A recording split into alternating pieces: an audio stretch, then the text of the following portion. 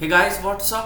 Hope you are doing well. So I welcome you all to the 25 days economic capsule series for UPSC Prelims 2025 और आज का हमारा lecture है lecture number 10 on government budgeting. Government budgeting one of the most important component है हमारे syllabus का, whether we are talking about prelims और mains. Prelims और मेंस दोनों के पर्सपेक्टिव से गवर्नमेंट बजटिंग एक बहुत ही इंपॉर्टेंट टॉपिक है।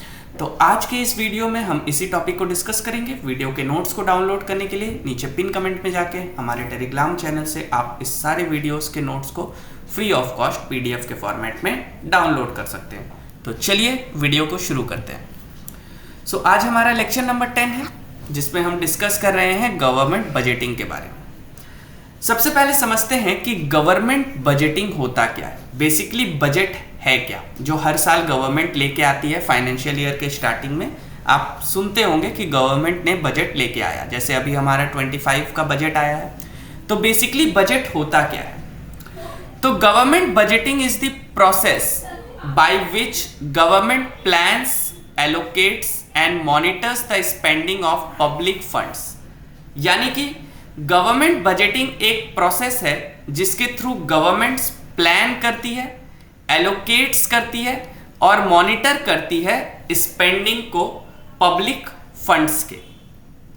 नॉर्मल लाइफ में भी अगर बात किया जाए तो बेसिकली बजट होता क्या है? हमारे पास एक तरफ से पैसे आते हैं जिन्हें हम कहते हैं रेवेन्यूज, यानी कि पैसे का आना, और एक हमारा होता है एक्सपेंडिचर। बेसिकली बजट का दो इंपॉर्टेंट कंपोनेंट होता है कि किस सोर्स से पैसा आ रहा है और कहां पे पैसा खर्च हो रहा है। पैसा जहां से आता है उसे कहा जाता है रेवेन्यू, और पैसा जहां पे खर्च होता है उसे कहा जाता है एक्सपेंडिचर। तो बेसिकली गवर्नमेंट का भी एक रेवेन्यू पार्ट होगा और एक एक्सपेंडिचर पार्ट होगा। तो बजट के अंदर इन दोनों पार्ट्स को डिस्कस किया जाता है और प्रीलिम्स में कई बार इससे क्वेश्चन पूछे जाते हैं। सबसे पहले देख लेते हैं यूनियन बजट ऑफ इंडिया का कॉन्स्टिट्यूशन में क्या स्टेटस है। तो article 112 basically annual financial statement के बारे में बात करता है। बजट टर्म का यूज कहीं भी संविधान के अंदर नहीं किया गया है। कॉन्स्टिट्यूशन में बजट वर्ड्स का यूज कहीं भी नहीं किया गया है। आर्टिकल 112 कहता है एनुअल फाइनेंशियल स्टेटमेंट।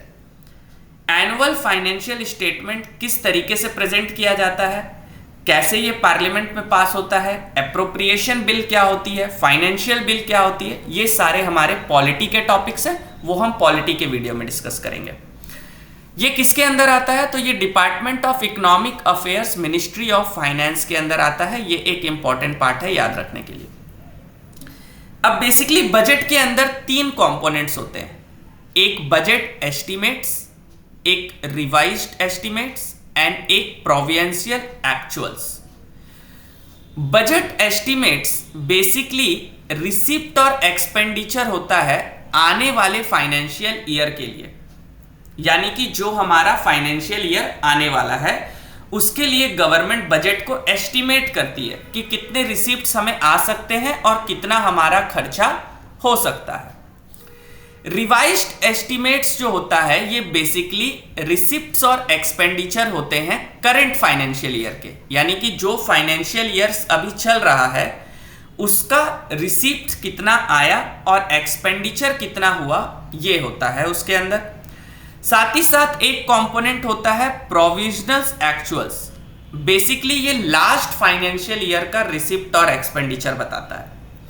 यानी कि अगर 25 का बजट आया होगा तो इसके अंदर तीन कंपोनेंट होंगे, एक बजट एस्टिमेट्स जो कि इस फाइनेंशियल ईयर का एस्टिमेट बताएगा, एक 2024 का उसके अंदर कंपोनेंट होगा रिवाइज्ड एस्टिमेट्स के फॉर्म में, और एक 2023 का कंपोनेंट होगा प्रोविडेंशियल एक्चुअल्स के फॉर्म में। तो बेसिकली बजट के अंदर तीन कंपोनेंट्स होते हैं, अपकमिंग ईयर का, करंट ईयर का और प्रीवियस फाइनेंशियल ईयर का। ये इंपॉर्टेंट है हमें याद रखना इकोनॉमिक पॉइंट्स ऑफ व्यू से। अब सबसे पहले समझ लेते हैं कि गवर्नमेंट के बजट का कितना कंपोनेंट होता है। तो मेनली गवर्नमेंट बजट के दो इंपॉर्टेंट कंपोनेंट्स होते हैं, एक बजट रेवेन्यू बजट यानी कि पैसा कहां से आ रहा है, और एक होता है capital budget. Basically revenue and capital budget, दो पार्ट्स होते हैं। रेवेन्यू मतलब जो कि कंटिन्यूअस बेसिस में होता है, कैपिटल का मतलब है जो वंस इन अ टाइम होता है। तो पहले गवर्नमेंट बजट को दो टाइप्स में डिवाइड किया गया, एक रेवेन्यू बजट यानी कि रेगुलर, और एक कैपिटल बजट जो once in a time.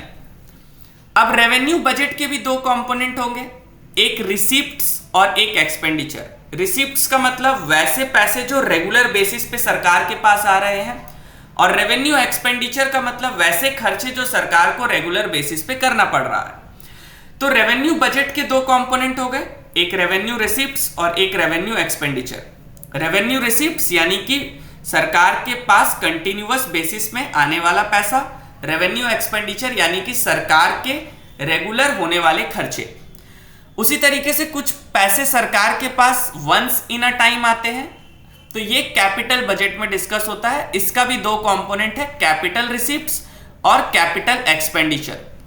Capital receipts वैसे पैसे हैं जो सरकार को एक बार में मिलते हैं, वंस इन अ टाइम मिलते हैं, और कैपिटल एक्सपेंडिचर वैसे खर्चे हैं जो सरकार को एक बार में करना पड़ता है, ये ज्यादा बड़ा अमाउंट में होता है। तो बेसिकली बजट का ये पूरा का पूरा हिस्सा है, इसी को हम डिस्कस करते हैं। और ये डायग्राम बेसिस पे मैंने आपको बनाया है, फ्लो चार्ट के कॉन्सेप्ट से समझाने का कोशिश कर रहा हूं।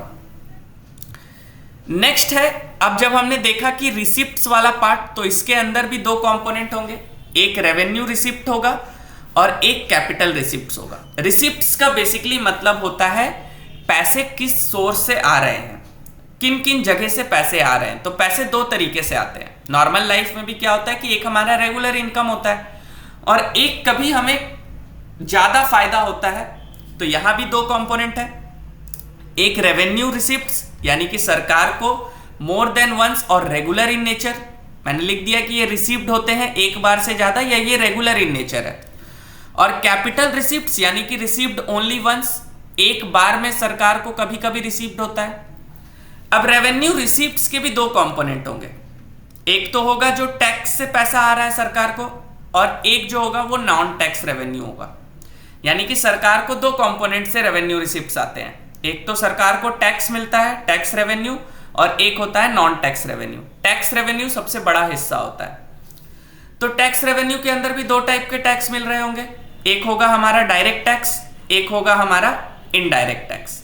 उसी तरीके से नॉन टैक्स रेवेन्यू यानी कि कहीं सरकार ने फाइन्स, लोन्स, इंटरेस्ट जो सरकार को मिलता है, कहीं सरकार ने पैसा दे रखा है किसी दूसरे कंट्री को, श्रीलंका को दे रखा है, तो वहां से इंटरेस्ट आ रहा होगा, तो वो रेगुलर बेसिस पे आ रहा होगा। सरकार ने कहीं पे पैसा इन्वेस्ट कर रखा है, तो डिविडेंड प्रॉफिट सरकार को मिल रही होगी, तो ये भी रेगुलर बेसिस पे मिल रही होगी। इसी तरीके से कैपिटल रिसिप्ट जो कि कभी कभी मिलता है, तो सरकार ने कहीं पे लोन दे रखा था, अब वो लोन वापस मिल गया प्रिंसिपल अमाउंट के साथ, तो रिकवरी ऑफ लोन हो जाए, या सरकार डिसइन्वेस्टमेंट से कुछ पैसा निकालती है अपने शेयर्स को डाइल्यूट करके, डिसइन्वेस्टमेंट के टॉपिक में हम डिस्कस करेंगे। या सरकार कभी कभी क्या करती है, बोरोइंग्स या अदर लाइबिलिटीज होती है, सरकार की कुछ बोरोइंग्स या अदर लाइबिलिटीज होती है। तो ये बेसिकली क्या है, गवर्नमेंट के रिसिप्ट्स वाले पार्ट है। बहुत अच्छे फ्लो चार्ट के मदद से मैंने आपको समझाया है, इस तरीके से आप याद रखोगे तो ये पूरा कंपोनेंट याद रहेगा। अब आते हैं रेवेन्यू रिसिप्ट्स को, थोड़ा और डेप्थ में पढ़ लेते हैं।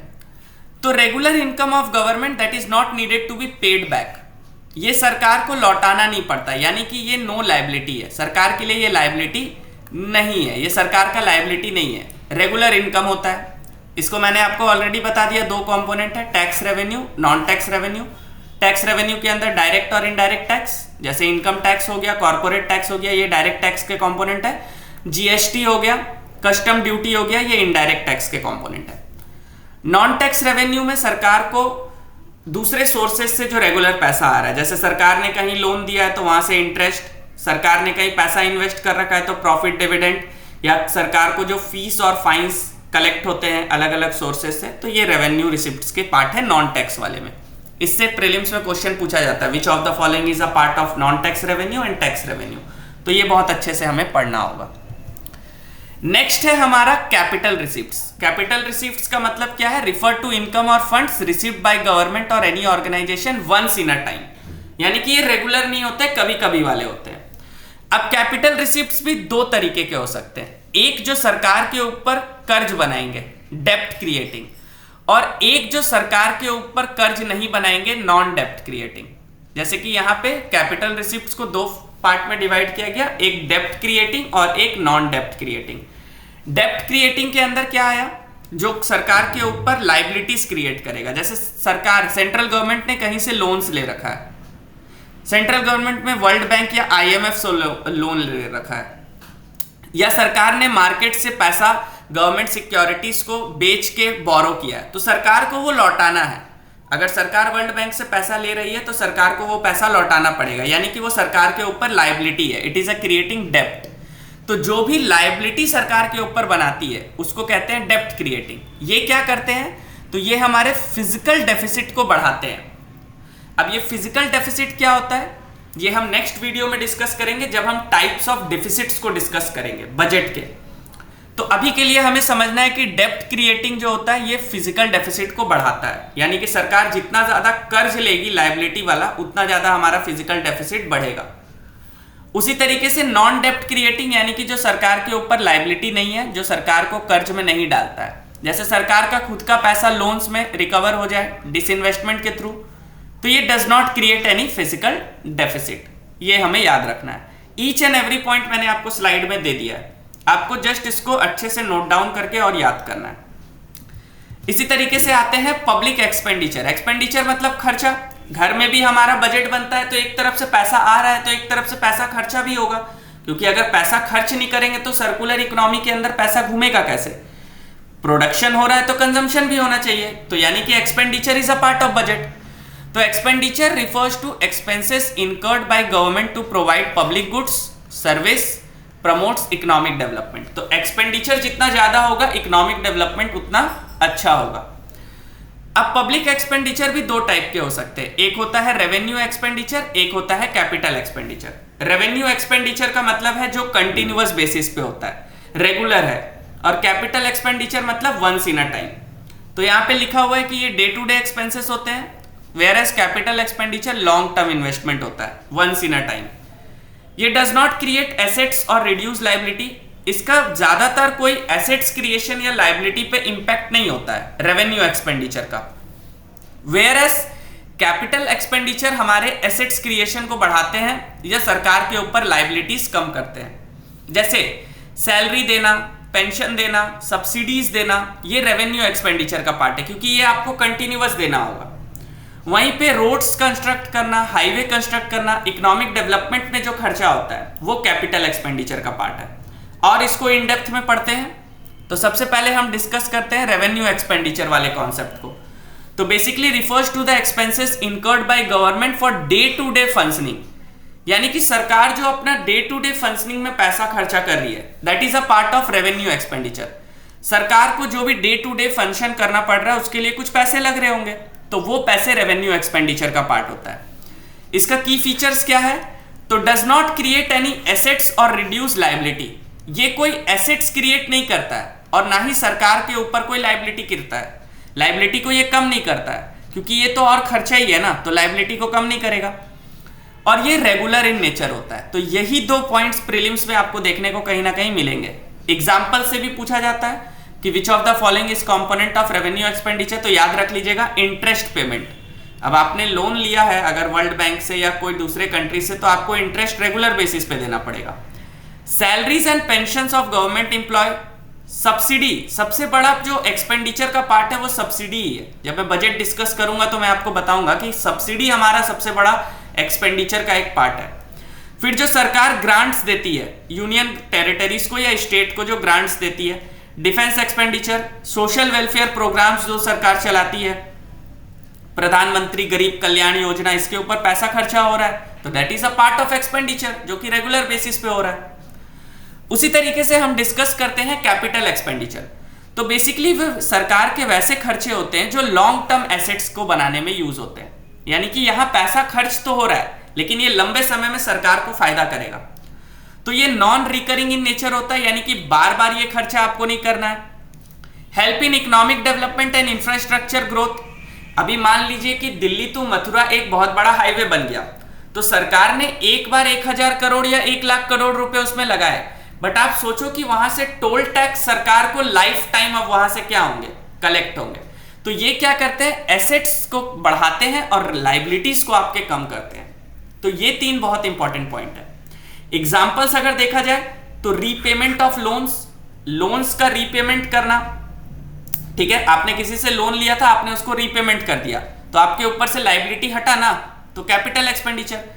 Investment in public sectors undertaking, वहां खर्च करना, रोड्स हाईवे में बनाना, पैसा लगाना, या स्टेट गवर्नमेंट को फंड्स देना एसेट्स क्रिएशन के लिए। जैसे सेंट्रल गवर्नमेंट ने झारखंड गवर्नमेंट को कुछ पैसा दिया हाईवे कंस्ट्रक्शन के लिए, तो वो कैपिटल एक्सपेंडिचर का पार्ट होगा, क्योंकि वहां से जब वो रोड्स हाईवे बन के तैयार हो जाएंगे तो वहां से जो टोल टैक्स कलेक्ट होगा वो सेंट्रल और स्टेट दोनों के पास जाएगा। तो कहीं ना कहीं ये एक कैपिटल एक्सपेंडिचर तो है, बट सरकार को एसेट्स क्रिएशन में भी मदद करती है। तो ये था आज का हमारा वीडियो, जिसमें हमने इन डेप्थ डिस्कस किया है गवर्नमेंट बजटिंग को, जो कि one of the most important component है हमारे इकोनॉमिक्स सिलेबस का। नेक्स्ट वीडियो में हम डिस्कस करेंगे गवर्नमेंट डेफिसिट्स को, कितने टाइप के डेफिसिट्स होते हैं बजट में। तब तक के लिए टेक केयर, कीप लर्निंग, जय हिंद।